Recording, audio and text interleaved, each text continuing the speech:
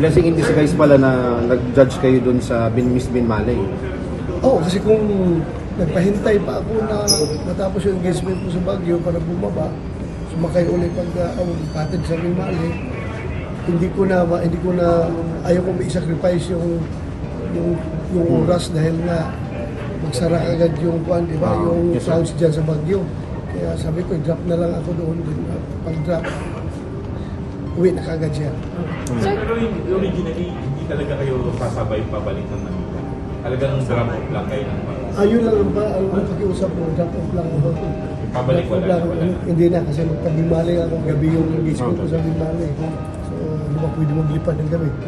Sir, yung pilot, personal niyo ba kilala? Ni-request niyo ba na siya ang magpiloto? Hindi naman. Yun lang, siya lang talaga yung parang na-assign.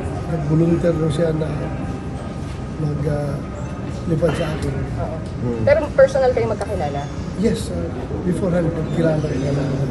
Meet kami. At saka yung father niya, very close friend ko, very close friend yung dating Pangulong Duterte.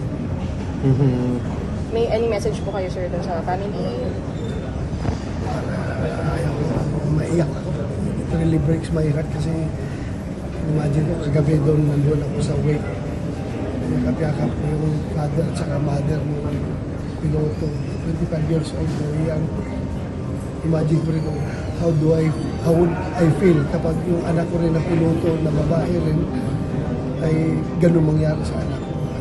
Hindi ko ma-imagine na napakahirap. Nahirap tanggapin. Okay, nakausap niyo na sir, sa week. Yeah, kagabi, nandun ako. Kagabi, in fact, nandun din si Pangulong Duterte. Nag-bisita na sa week. So, ang hirap tanggapin. Heartbroken ako ngayon. Kita ko yung bata na very bright pa yung future, 25 years old. Kasama talaga.